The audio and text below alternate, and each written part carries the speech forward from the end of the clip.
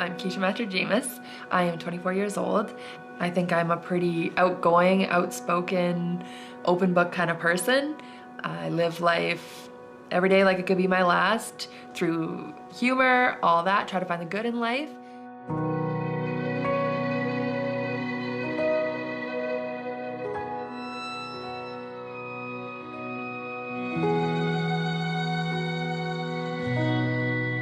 Keisha's always been very strong, very independent.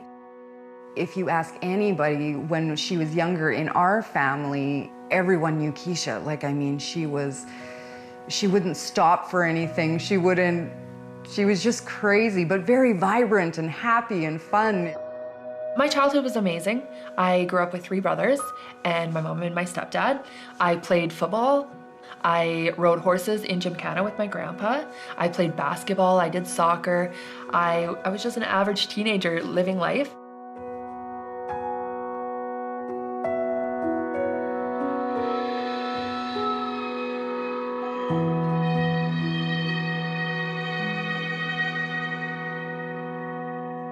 On November 26, 2013, I was asked to babysit in Sexsmith, and I didn't feel comfortable going alone. It was winter, it was dark, and the roads weren't very good. So I asked a friend, Brittany, to tag along with me. On our way home to Beaver Lodge, we hit a moose in my car, and when I got to the hospital, the doctor had told us that I had broke my neck, and so I was flown to Edmonton.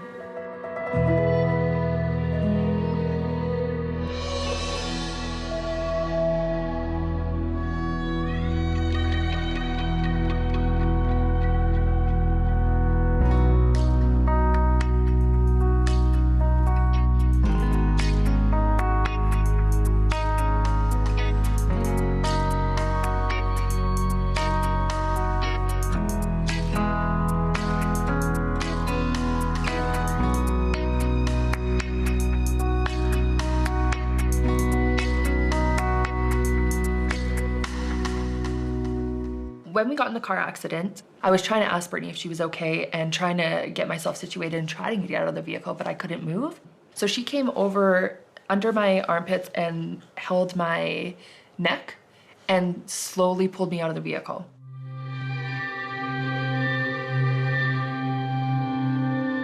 As she pulled me out, because my foot was paralyzed on the brake, my car slowly rolled into the ditch.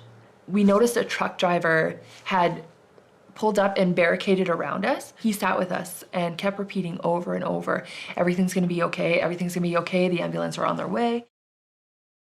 It was a long, eerie drive to town. It was, you know, no one's out at that time of night.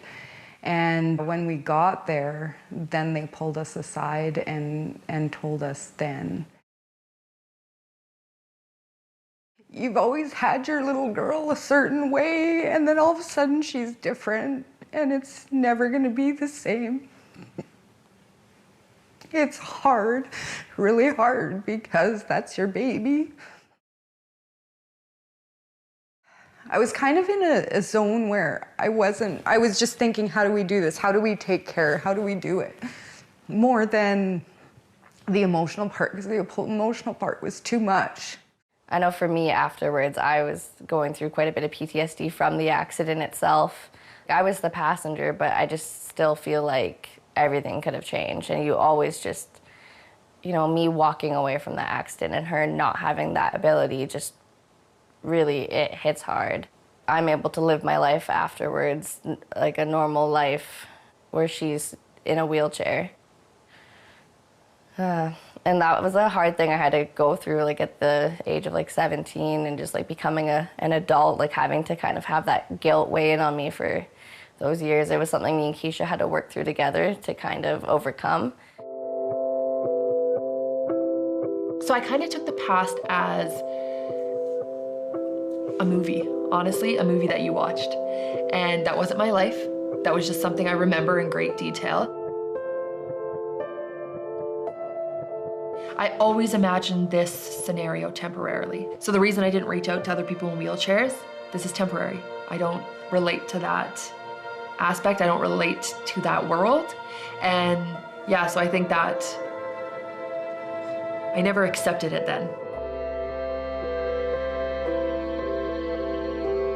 I knew that she had to build up to get that independent spirit again. She had it, and I can see it, and she was trying so hard.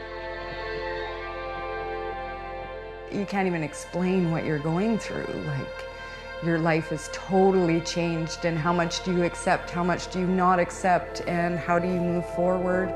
You really take in that this happened to you, that this is you in a wheelchair, this is your life. And those, yeah, I've had those moments, but I think I've had more of the upbeat stuff. And that's because my mom was there every single day. My friends were there every single day. I didn't have time to stop and dwell. I think she really appreciated it, I hope. Like, I really needed her support too. So it was kind of beneficial for the both of us. So we could also just talk out the accident and what happened and just bond together.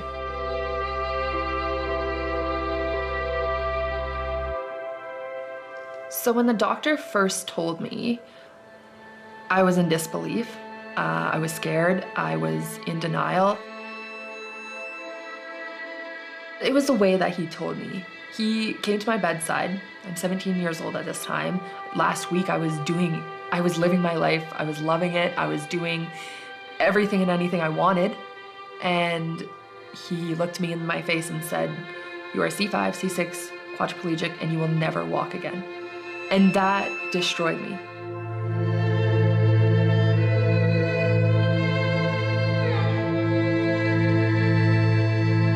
I started thinking back and into the future, and I couldn't stop my mind. And at that point, at the end of my breakdown, I stopped myself and I said, I can't, this isn't gonna be my life. I will prove him wrong. I will do the things that he says I can't.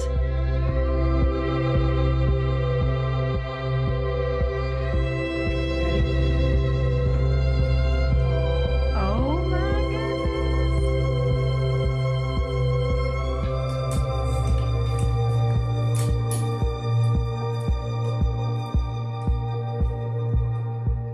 So I designed a tattoo for myself for the accident, and this explains my mindset on it 100%.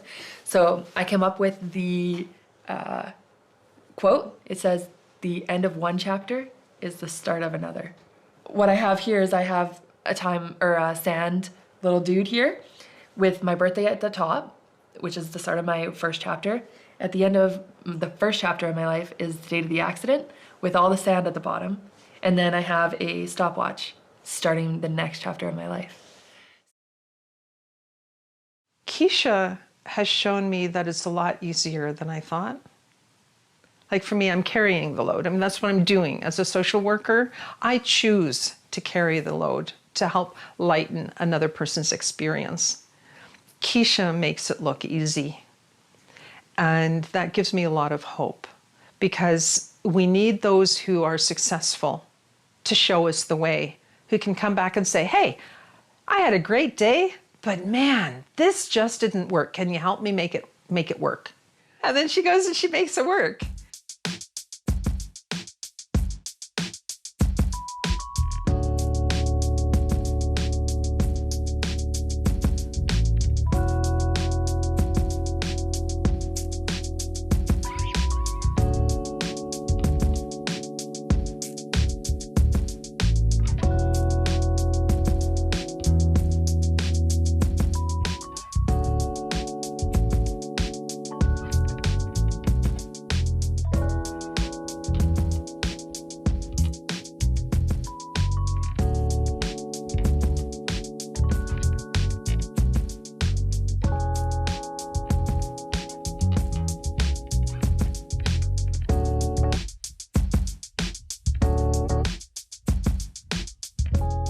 My name is Bean Gill, and I'm the Executive Director here at ReU Paralysis Recovery Center. So yeah, I think it's really important that Keisha work on her neuro recovery and really put in that effort to make it a routine in her daily tasks, simply because it'll just help her with her future movements, right? And so she's very young, and so the younger you start, the more potential you have, and it's easier to really make it a routine so that it doesn't feel like you're doing homework or it doesn't feel like you're doing therapy.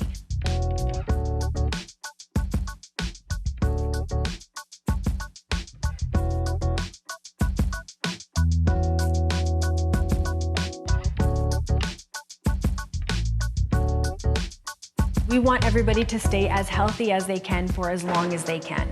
And that means you have to do your homework. You have to really put in the effort and the work to maintain whatever muscle mass you have, and then also build on top of that.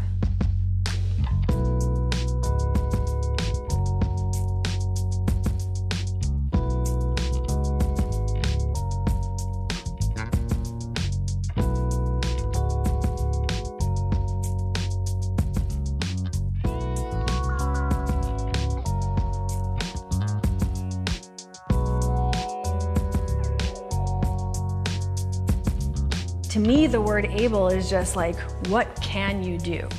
And I really like talking about that because I'm really tired of the word can't.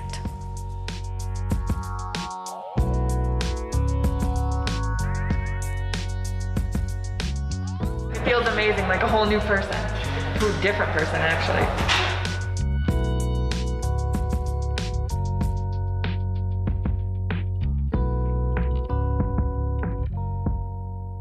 Body is, I know, it's not the blue one. Doing what I need it to do, so that's good. That's usually the frustrating part.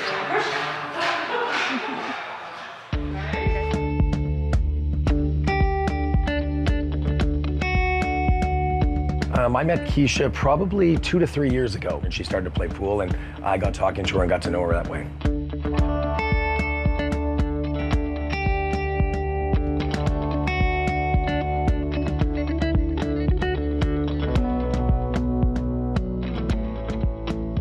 To me, able is being able to do things, being able to go places, being able to spend time with friends, with family, you know, without constriction, without anything barricading or blocking you or stopping you from doing so.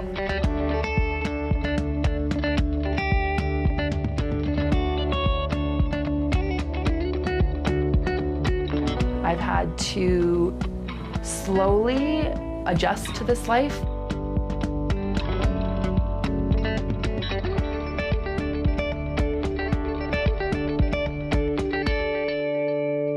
So the very first speech that I ever did was in Grand Cache, and I had just had a friend reach out to me who was also in a wheelchair. As soon as I did that speech, there was only like 20 kids in there, but watching them engage, watching them respond to what you had to say, and that they were able to connect with different parts of my story, and then the questions after, the high that you receive off of that, I was hooked. I was in. I was just like, this is what I want to do for the rest of my life. So, I grew up in Stuxnet. I lived there with my mom, my stepdad, and my 3 brothers. I think I help and impact more people being in a wheelchair than when I'm walking. Because you don't know my story. I'm just a walking person. And I'm happy right now in this predicament. So I think I do this more so for other people. I have people in wheelchairs and not contacting me and saying, thank you for this. Thank you for showing us how to do this. Now that we're able to do it, like, we had no idea. And like, I like to show other people, because before the accident, I didn't know anybody in a wheelchair. And it's just interesting to see how other people live their lives, right? And I think the awareness is the biggest part. As a walking person, you don't see the bumps, you don't see the cracks, you don't see the big holes that you have to avert. And when you don't have places to, like, you have to go on the gravel, on the sidewalk, go into the road, because there's not a sidewalk to get to your place. I've noticed walking into places that aren't accessible that should be, and I would have never noticed before. But I mean, if you sit down in a chair and actually look at life through their eyes, there's a lot of places that need to make changes. Take a good look at your business, take a good look at the people that enter your business, and make sure that it's open and welcome to everyone. And do the steps that make that possible. You know, whether it be ramps, whether it be changes in your layout or the entry to your restaurant, you know, make sure it's accessible. I make advocacy a very important thing in my life because I know the feeling of not having the advocacy and being that person that needed that. The feeling of being alone is defeating. You don't leave your house. You don't see a point in living. And the fact that I had that experience and the people that go through that, they need somebody. They need somebody. So I think every single day I do those kind of things and I try to advocate for other people because in the back of my mind, I'm still that person. And when I didn't have anybody, I wanted somebody. So I want to be that person for the people that don't have anybody. The wheelchair is very important. It's very interesting to look at a chair. How is it designed? What color is it? How does a person sit in a chair? Oh, there's somebody in the chair. So one of the stereotypes is forgetting that there's a person in the chair. And not only is that person there, but that person's fully capable of having opinions and speaking. And if they have difficulty finding the words, it's no different than the next person who has difficulty finding their words. So one of the stereotypes that Keisha will be fighting is she is far more capable than some people will ever imagine. For me, looking at the stereotypes, the big stereotypes, I would get defeated. I wouldn't even begin to try because I know I'm not going to change everybody's perspective. But if I can focus on changing one person and being happy by changing one person's perspective, you change the world.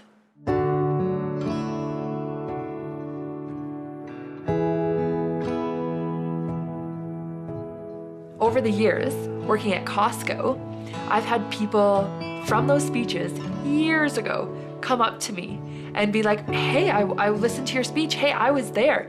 Thank you for this. Thank you for that. They're all different. So I think it's so important to tell your story. No matter what you've been through, it'll connect with somebody. And I'm just like, this is why we are in this world, is to give one person a tiny little bit of inspiration.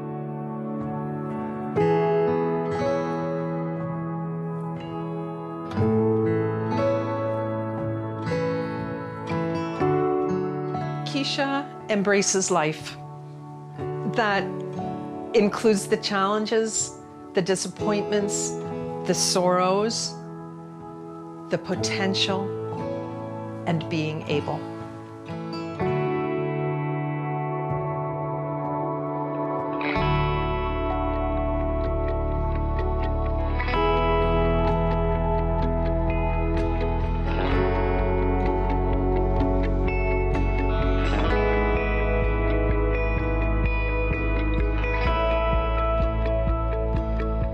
So being able to me means going past and defying expectations, boundaries, obstacles, people's biases, stereotypes, and doing these things in spite of how hard it could be on you for the outcome later.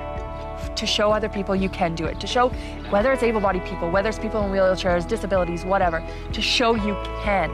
You can get there in spite of what everybody thinks you can do.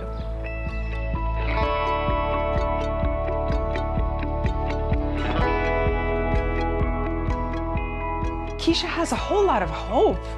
It's not something that I have to generate for her. We're walking side by side. We're just rolling along.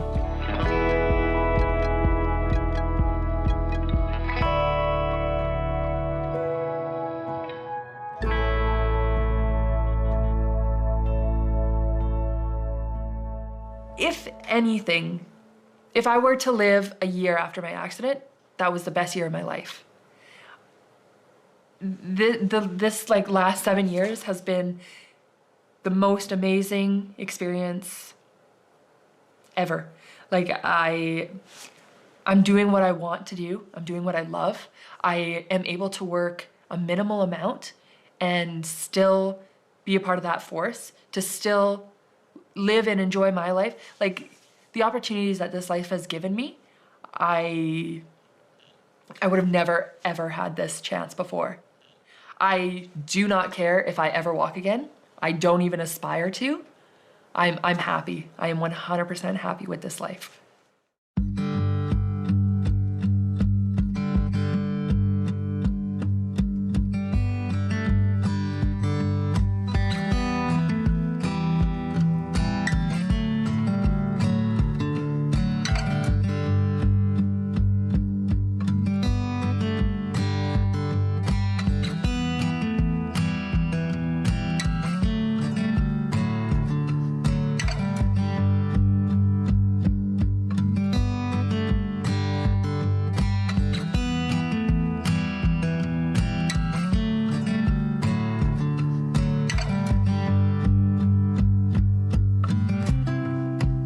The tagline for Spinal Cord Injury Alberta is adjust, adapt, and thrive.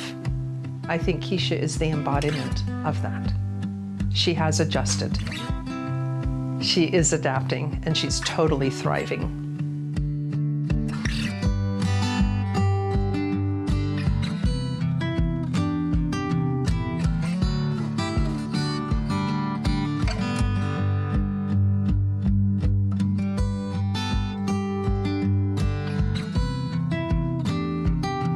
I hope people learn from my story that no matter what life gives you, you choose how you react to it. This world's not fair all the time. You're gonna have horrible days. You're gonna have things happen to you that you couldn't even imagine, and things that you think are gonna be the worst things in the entire world. But if you enable yourself, if you give yourself enough compassion, and you're open to having a different mindset, having a different perspective, and just trying, even if one day is just trying to focus on one little positive thing that happened, you change your world. You change everything.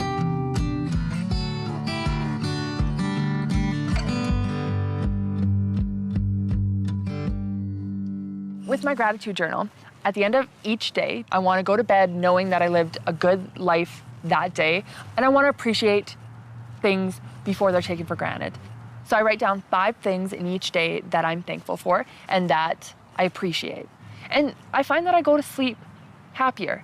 And then during the day, because I want to make my life easier at the end of the day, I try to focus on what's positive. What am I appreciating today? What am I thankful for today?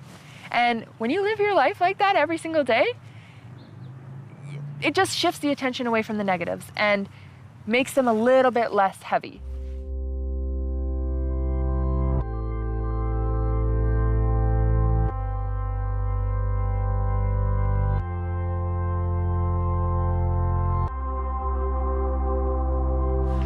I truly believe, this is just my opinion, that you determine what your life looks like. Sure, this happened to me. I had no control over it. I didn't wish for it. I couldn't stop it, and I can't change it. But I can change what the future looks like. I don't think that I would touch as many people if I was walking. If I was going out and you just saw me walking, I'm just a regular person. You don't know my story. I feel like I have a better impact and I can connect better with people, and that I meet more incredible people being in a wheelchair. So recovery for me was accepting this life, accepting being in a wheelchair, being happy in this wheelchair, being happy in my body. That's recovery for me.